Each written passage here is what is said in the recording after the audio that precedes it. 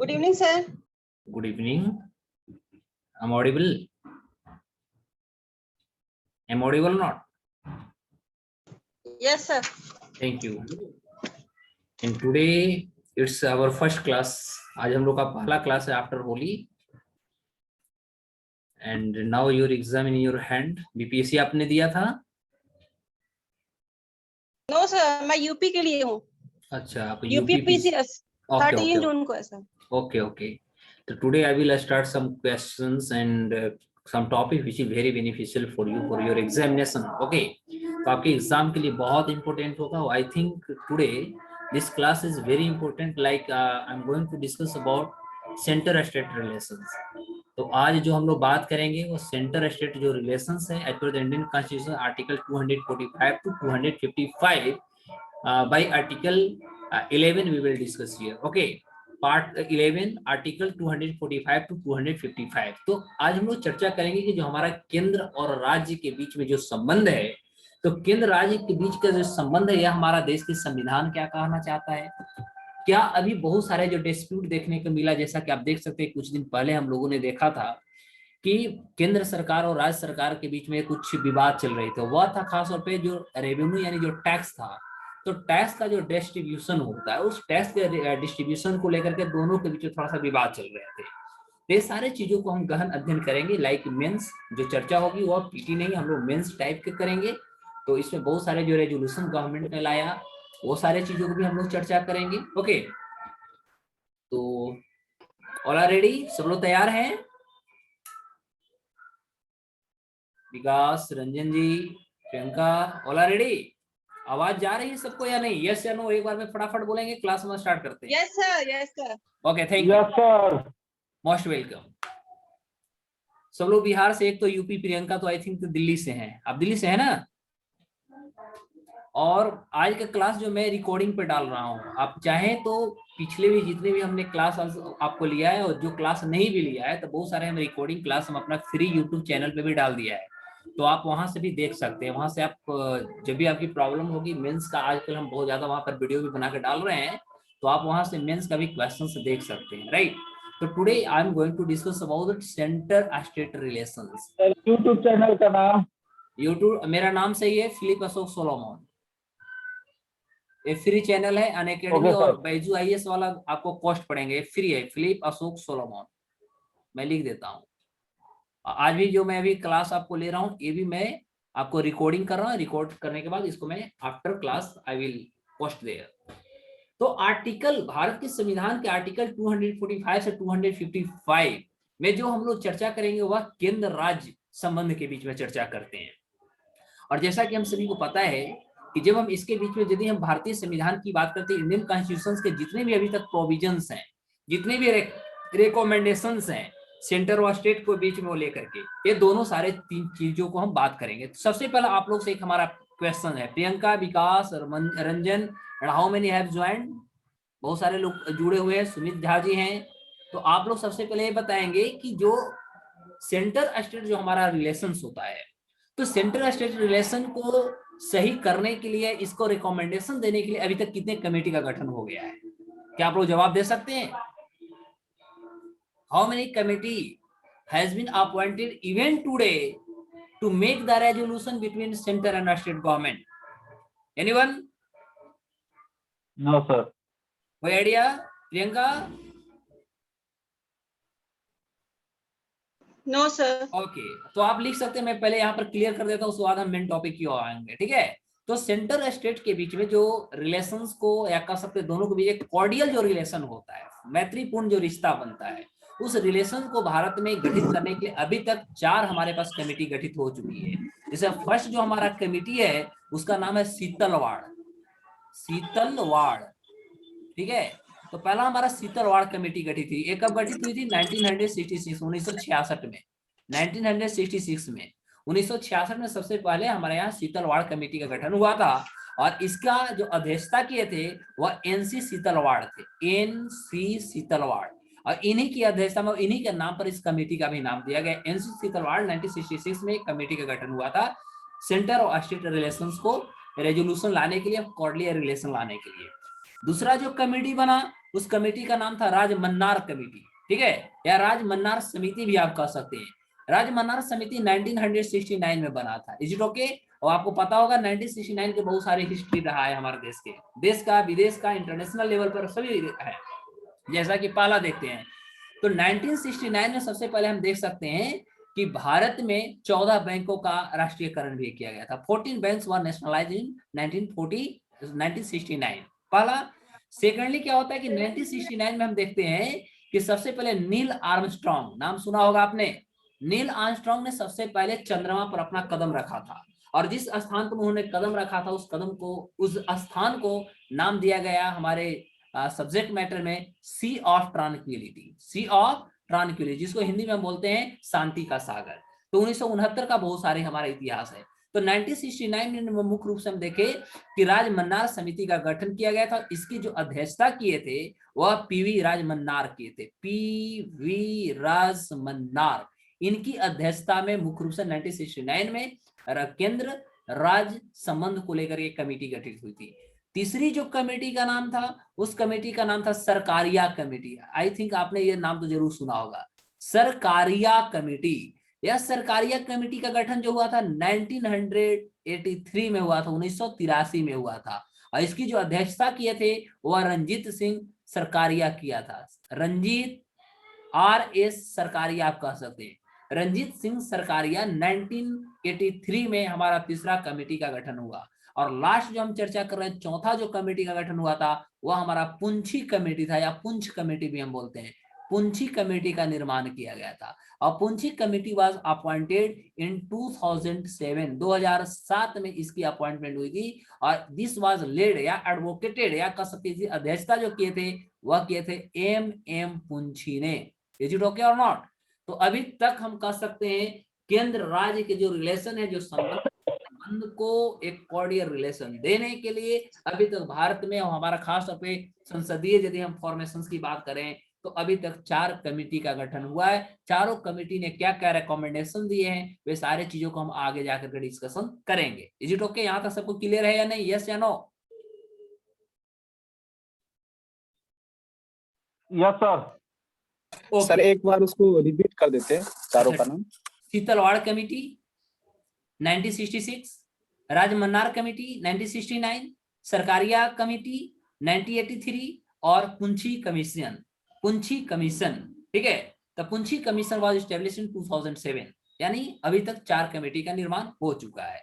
अब हम बात करेंगे कि जो सेंटर स्टेट यानी केंद्र राज्य जो हमारा रिलेशंस है, इसको स्टडी करने के लिए हमें बहुत सारे फॉर्मेशंस को स्टडी करना होगा। लाइक लेजिस्लेटिव हमारा क्या कहता है, एग्जीक्यूटिव हमारा क्या कहता है, और हमारा जुडिशियरी क्या कहता है। ये हम 3 आधार को हम मानेंगे, 3 हमारे पास बेस होंगे। 3 बेस के आधार पे हम दोनों के रिलेशंस को स्टडी करेंगे। और हम पहले ही आपको बता चुके हैं कि मैं पीटी बेस नहीं करूंगा, पीटी मींस दोनों को मैं एक साथ कोलैबोरेट करने की कोशिश करूंगा, ठीक है।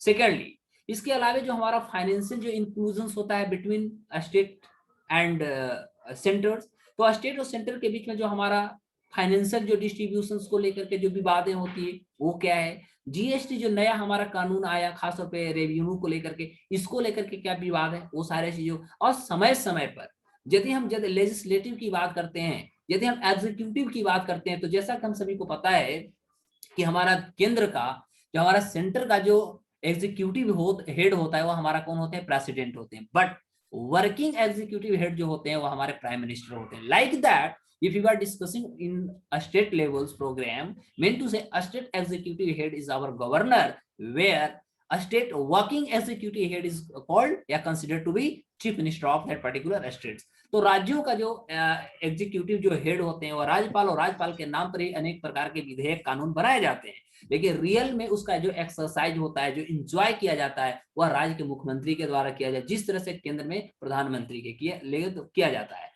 तो इसमें बहुत सारा विवाद होता है कि कोई राज्यपाल किसी राज्य में है, और उसमें हम देखते हैं कि जब केंद्र में सरकार बदल जाती है, जब केंद्र की जो रिजिम होती है, गवर्नमेंट रूलिंग पार्टी जब बदल जाती है, तो अचानक हम देखते हैं तो उस पार्टिकुलर राज्य का जो गवर्नर होते हो या तो इस्तीफा दे देते हैं या उनको ट्रांसफर करा दी जाती है। तो ये सारे जो विवाद है, आखिर इस विवाद का मेन मकसद क्या है, विवाद का मेन जड़ क्या है, ये सारे चीजों पर हम लोग चर्चा करना शुरू करते हैं। तो लाइक दैट सबसे पहले हम चर्चा करेंगे कि जो हमारा लेजिस्लेटिव जो रिलेशंस है बिटवीन स्टेट्स एंड सेंटर, तो राज्य और केंद्र के बीच में जो हमारा मुख्य रूप से पहला लेजिस्लेटिव जो समस्या है, ये लेजिस्लेटिव समस्या है, लेजिस्लेटिव रिलेशन जो है ये है कि इस पे हम चर्चा करेंगे। तो जैसा कि हम सभी को पता है कि हमारे देश इंडिया, तो आवर जो पार्लियामेंट है उसके पास सबसे बड़ी जो हम कह सकते हैं ऑटोनोमस अथॉरिटी जो दे दी गई है, या रेसिडुअरी जो पावर दे दी गई, वह है कि आप कानून बना सकते हैं। लॉ मेकिंग का जो प्रोसीजर है वो हमारा पार्लियामेंट को दी गई है। और हम सभी को पता है कि पार्लियामेंट के जो निर्माण होता है इसमें तीन तीन हम कॉम्पोजिशन को देखते हैं। एक हमारा इसमें सर्वोपरि जो होता है प्रेसिडेंट होता है, सेकंड हमारा राज्यसभा, और थर्ड हमारा होता है लोकसभा। यानी तीनों की कोलाबोरेशन, तीनों की कॉम्बिनेशन से हमारे यहाँ मुख्य रूप से पार्लियामेंट का गठन किया जाता है। लोकसभा में बिल, उसके बाद राज्यसभा, राज्यसभा के बाद प्रेसिडेंट, प्रेसिडेंट उस पर जब अपने कंसेंट दे देते हैं, सहमति दे देते हैं, तो हमारे यहाँ कानून बनकर तैयार हो जाता है। इस तरह से हम कह सकते हैं कि भारत के जितने भी हमारे पास लॉ एंड ऑर्डर होते हैं, जितने भी प्रोविजनल एक्टिविटीज होते हैं, ये सारे का एक्टिविटी जो होते हैं कहीं ना कहीं हमारा पार्लियामेंट में निहित होता है। Is it okay?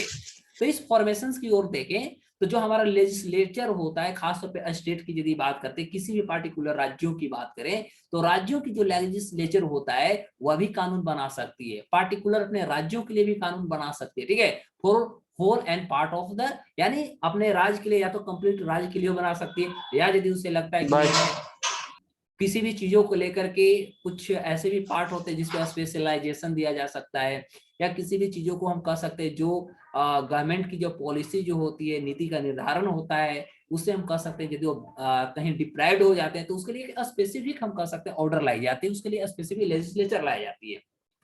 तो इस आधार पे हम कह सकते हैं कि राज्य, तो हमारा केंद्र और राज्य दोनों अपने आप में स्वतंत्र है, लेकिन no law made by parliament shall be deemed to be invalid. लेकिन पता होनी चाहिए कि जो हमारा पार्लियामेंट के द्वारा जो कानून बना दी जाती है और पास हो जाती है, उसको हम कभी भी उसको हम कंसिडर नहीं कर सकते कि वो हमारा इनवैलिड होगा, on the ground that it would have been statutorial operation. इस आधार पर हम नहीं कह सकते कि हमारा स्टैट्यूटोरियल जो ऑपरेशन है, इस आधार पे कि यह जो बनाया हुआ हमारा संविधान, या कह सकते हैं हमारा पार्लियामेंट के द्वारा जो लॉ है, यह हमारा वैलिड नहीं है। और उसके अलावा हम कह सकते हैं कि यदि इंडियन कॉन्स्टिट्यूशन की बात करें, तो इंडियन कॉन्स्टिट्यूशन में याद रखें कि 7 जो हमारा शेड्यूल है, 7वां जो हमारा अनुसूची है, हाँ बोलेंगे sir, what is extra territorial operations? Extra territorial operations का मतलब हुआ कि कुछ ऐसे क्षेत्र हैं जो हमारा केंद्र का भी है और राज्य का भी है। ठीक है, तो यदि केंद्र सरकार ने, जैसे मान लिया हम गोवा की बात करते हैं, सिक्किम की बात करते हैं, ये हमारा बाद में भारत का पार्ट हुआ। ठीक है, तो उस पर यदि केंद्र सरकार किसी भी प्रकार के लॉ एंड ऑर्डर बना देती है, तो याद रखें कि वो राज्य जो है बाध्य हो जाएगा, indebted to follow that instructions and rule which has been made by our parliament. ठीक है, वो नहीं कहेगा कि नहीं भैया ये इनवैलिड है। इज इट ओके और नॉट? तो ये हुआ हमारा एक्स्ट्रा ऑर्डिनरी भी कर सकते हैं, या एक्स्ट्रा टेरिटोरियल ऑपरेशन भी कर सकते हैं। क्योंकि हमने देखा कुछ हमारा ऐसे क्षेत्र जो था, जो हमने देखा कि मुख्य रूप से विदेशों के, देश की आजादी के बाद में 1961 में, तो 1965 में हमने कुछ क्षेत्रों को अपने आप में ग्रास्प किया, चाहे वो हमारा सेना का शक्ति का प्रदर्शन हमने किया, या हम कह सकते हैं म्यूचुअल अंडरस्टैंडिंग किया, या किसी भी प्रकार के हम commitment on the base of agreement किया, सहमति किया, और उस आधार कुछ क्षेत्रों को हमने भारत में मिलाया। तो क्या उस पार्टिकुलर जो राज्य है, क्या वो राज्य कहेगी कि मैं इसका क्षेत्र नहीं हूँ, तो वो इनवैलिड नहीं कर सकती है। अब अकॉर्डिंग टू इंडियन कॉन्स्टिट्यूशन यदि देखा जाए, तो जो हमारा शेड्यूल 7 है, तो हमारा शेड्यूल 7 में मुख्य रूप से हमारे पास 3 हमारे पास लिस्ट दिया गया है। जो हम देश की आजादी की बात करें, गवर्नमेंट ऑफ इंडिया एक्ट 1935 की यदि बात करें, तो उस समय जो नाम दी गई थी वह फेडरल हमारा लिस्ट था, उसके बाद हमारा स्टेट लिस्ट था, उसके बाद हमारा कंकरेंट लिस्ट था। लेकिन अभी वर्तमान में यदि हम देखें कि after independence of our country and after republic of our country, तो भारत में इसी को जो हमारा फेडरल जो कंसेप्ट है, federal is normally known to be unionist, क्योंकि भारत के संविधान में कहीं भी फेडरल शब्द का इस्तेमाल नहीं किया गया है। इन प्लेस ऑफ फेडरल हम पढ़ते हैं union, and union mean to say Bharat, या हम कह सकते हैं यूनिट, या कह सकते हैं combination of states, that will be called union. ठीक है, देखिए किन्हीं की आवाज आ रही है, इसको थोड़ा सा आप रुकिएगा। तो भारत के जो संविधान के जो हमारा शेड्यूल 7 है, इसमें मुख्य रूप से हमारे पास 3 लिस्ट है, एक हमारा संघ सूची है, एक राज्य सूची है, एक संवर्ती सूची है। ठीक है, और इस आधार पर यदि हम देखें तो इस फॉर्मेशंस के आधार पे आप इसको डिस्ट्रीब्यूट कर सकते हैं कि जो हमारा यूनियन लिस्ट है, यूनियन लिस्ट में मुख्य रूप से हमारे पास जब हमारा देश आजाद हुआ था उस समय 97 इसमें मुख्य रूप से सब्जेक्ट थे, लेकिन अभी लगभग 100 सब्जेक्ट पहुंच चुके हैं। स्टेट लिस्ट की बात करें तो जब हमारा देश रिपब्लिक हुई थी उस समय इसमें 66 सब्जेक्ट थी, अब 61 बच गया है। कंकरेंट लिस्ट की बात करें तो इसमें उस समय 47 लिस्ट थी जो सब्जेक्ट थी, अब 52 सब्जेक्ट बच गया। तो अभी हम दोनों यहाँ पर आपको डिराइव कर चुके हैं कि उस समय कितना बचा, अभी हमारे पास कितने सब्जेक्ट्स हैं। ठीक है, अब इस आधार पर हम कह सकते हैं जो हमारा यूनियन लिस्ट है, यूनियन लिस्ट क्या होती है? यूनियन लिस्ट का मतलब होता है कि जो हमारा नेशनल इंपोर्टेंस मीन टू से वी कैन डिस्क्राइब दैट जो हमारा राष्ट्रीय महत्व के जो भी चीजें होती है उसको मुख्य रूप से यूनियन लिस्ट में रखा गया है। अब यूनियन लिस्ट में मुख्य रूप से क्या रखा गया? तो यूनियन लिस्ट के बारे में सबसे पहले आप जाने कि जो हमारा यूनियन लिस्ट होती है इस पे किसी भी प्रकार के लॉ एंड ऑर्डर जो बनाने का जो अधिकार होता है वो हमारा सेंट्रल गवर्नमेंट का होता है, सबसे पहली बात। और इस पे सेंट्रल गवर्नमेंट के अधीन कुछ ऐसे भी डिपार्टमेंट होते हैं, कुछ ऐसे भी फॉर्म्स होते हैं जिसको हम कह सकते हैं कि इसके क्षेत्र में रखा जाता है। इन दैट क्राइटेरिया हम कह सकते हैं, यदि हम यूनियन गवर्नमेंट की बात करते हैं और यूनियन हम यदि लिस्ट की बात करते हैं तो इसमें बहुत सारे ऐसे सब्जेक्ट को इंक्लूड किया है, जैसा आप कह सकते हैं मुख्य रूप से तो इसमें जितने भी हमारा इंटरनेशनल जो ट्रीटी होता है जिसको आप कह सकते हैं अंतरराष्ट्रीय संधि आप कह सकते हैं, तो जितने भी इंटरनेशनल हमारा ट्रीटी होता है, मैं फटाफट हिंदी में बोलता हूँ, चाहे तो आप लिख भी सकते हैं, ठीक है, यदि लिखना होगा तो आप बोलेंगे तो मैं थोड़ा स्लो बोलूंगा। तो हिंदी में आप कहेंगे तो अंतरराष्ट्रीय संधि हो जाएगा। फिर जो हमारा एटॉमिक पावर से रिलेटेड जो शक्तियां होती है इसमें आ जाएंगे। फिर हमारे पास जो सीमा शुल्क होता है, जनगणना यानी सेंसस की हम बात करते हैं, विदेशी ऋण की बात करते हैं जो हम फॉरेन से जो हम बोरो करते हैं लोन, ठीक है। उसके बाद जो हमारा पोस्ट ऑफिस है, कम्युनिकेशंस है, उसके बाद आप ब्रॉडकास्टिंग की बात कर लीजिएगा, टेलीफोन की बात करेंगे आप, फॉरेन हमारा जो ट्रेड होता है, ठीक है, रेल या आप कह सकते हैं वायुयान यानी कह सकते हैं एयरवेज, और हमारे पास जो वाटरवेज है यानी जलयान, ये सारे के सारे जो सब्जेक्ट हैं this are collaborated, this are composed under the subsequences of union list. ये सारे के सारे जो है हमारे यूनियन लिस्ट के अंतर्गत आते हैं। अब एक हमारा प्रश्न बनता है, आप लोग हमें जवाब दीजिएगा। इसमें हमने चर्चा किया कि हमारा जो सेंसस है, सेंसस यानी जनगणना, जो हमारा अभी 2021 में सेंसस होने जा रहा है, आप सभी को पता होगा।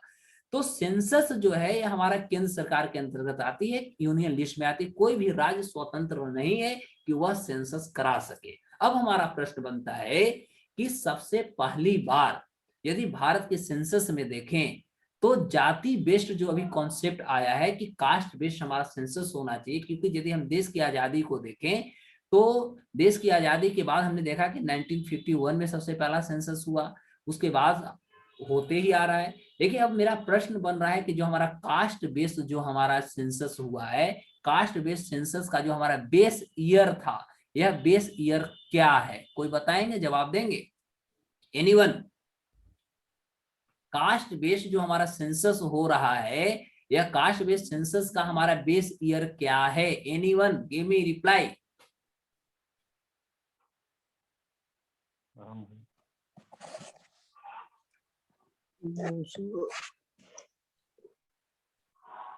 Any idea? 71.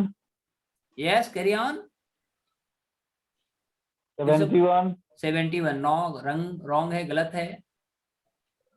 1872 में हमने सबसे पहला सेंसस देखा था, लॉर्ड मेयो। 1881 में हमने देखा, रिपन। यहां से हम प्रत्येक 10 इयर्स में हमने देखा देश में हमारा सेंसस चालू हो गई। इस आधार पे देखेंगे तो भारत में जब मुख्य रूप से यदि हम बात करें तो मंडल कमीशन का आपने नाम सुना होगा। मंडल कमीशन कब बना था, कोई बता सकते हैं? मंडल कमीशन कब बना? Anyone? No one is responding me. भाई साहब ये मंडल कमीशन की हमने जो चर्चा की बहुत अभी ज्वलंत मुद्दा हमारे देश में है, क्योंकि ओबीसी वाले कह रहे हैं कि हम